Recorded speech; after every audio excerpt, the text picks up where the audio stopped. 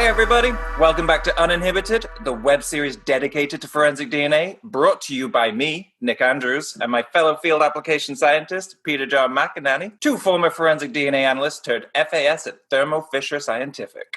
Okay, Peterjon, we got a lot to cover today because today's topic is going to be rapid DNA. Wait, Nick, hold on, buddy. I got this. I know everything there is to know about rapid DNA. Do not believe you. It slices, it dices, it even lyses. It can even teach your kids Common Core math. Oh, it's so rapid. Peterjon, PJ, rapid. Whoa. Love your energy, but I really just want to stick to the actual facts. There's a ton of information out there about rapid DNA technology, so I really just want to break it down and see what it can do. Can you just tell me what makes a rapid DNA instrument rapid? Well, they're rapid because they perform all the steps of the traditional DNA testing workflow in a much shorter period of time.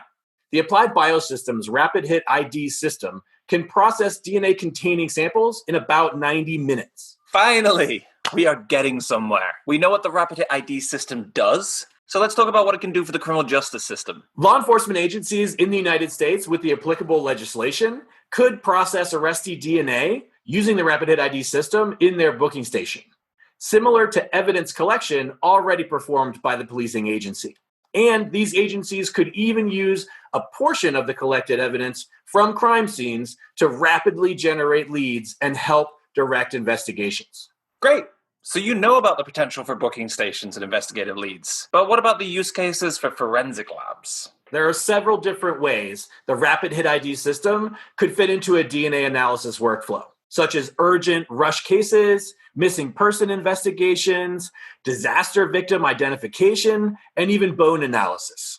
The RapidHIT ID system uses the Applied Biosystems Global Filer Express amplification kit, which is a national DNA index system approved kit. If an accredited crime laboratory has validated this amplification kit, it can upload profiles to Endis following the appropriate guidelines. I am so impressed with myself for how I trained you. What? You know the basics of what the instrument does, and you know some of its use cases in and out of the lab. We still get a lot of questions, though, about rapid DNA technology implementation and the RapidHIT ID system itself. So let's see if we can address the most common questions that we get as field application scientists. Let's bring it on. All right, then. I'm going to be quizzing you. So, Peterjon, what kind of samples can be processed on the RapidHIT ID system? Oh, many types of samples, including buccal swabs, blood, saliva, and even bone samples. Wait, bone? So you're saying that we might be able to find a bone in a tiger cage, process that, see who it came from? Just asking for a friend? Oh, what kind of friends do you have?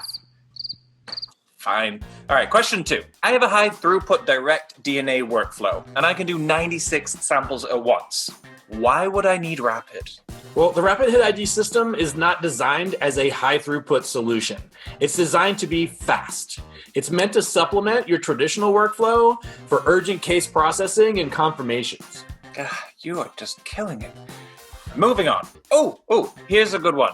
Can law enforcement personnel running the RapidHIT ID system see the resulting DNA profiles? Absolutely not. DNA profiles are not displayed or interpreted on the RapidHIT ID system.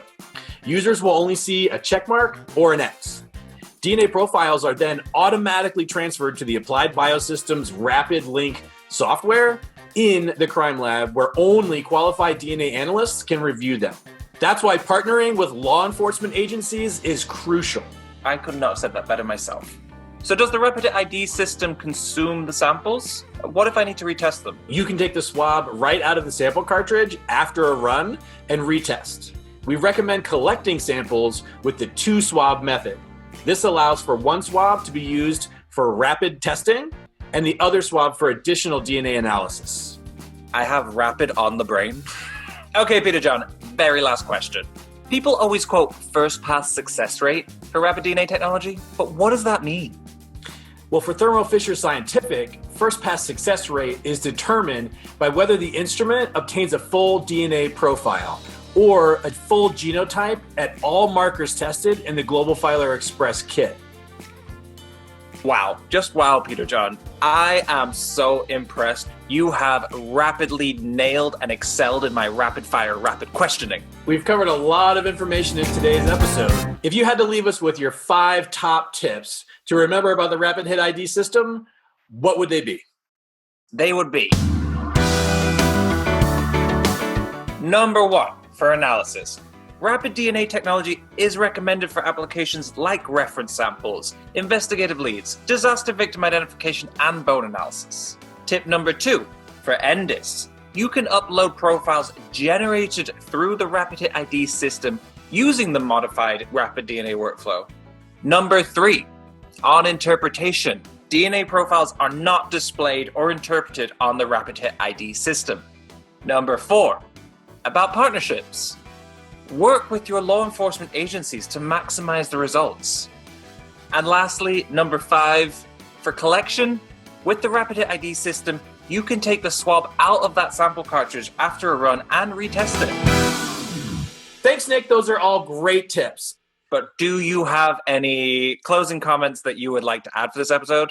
Yeah, we've been poking a lot of fun, making some jokes today, but I want to say that Thermo Fisher Scientific has an unbelievable amount of experience with DNA testing, taking it slow and doing things the right way. That's a great point, Peterjon. And I think it's also very important to remember that the RapidHIT ID system is not intended to be a one-stop solution for every sample. It's not a replacement for your current DNA workflow or for your forensic scientists, but it could be a really good fit if you're looking for a way to maximize time and efficiency in your lab. So while no rapid DNA instrument can chop your vegetables or do your taxes, not yet anyway, there's no denying that rapid DNA is groundbreaking technology that harnesses the power of forensic DNA analysis to solve crimes faster. If you're interested in learning more about the RapidHIT ID system or rapid DNA technology, join us for these upcoming webinars.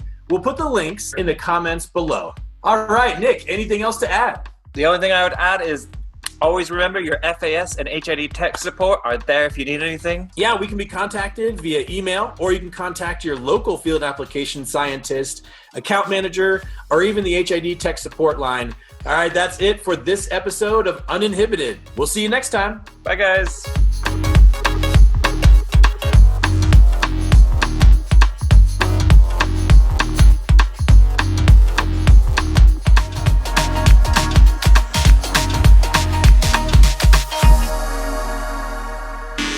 So Peterjon, what do you actually know about rapid DNA technology?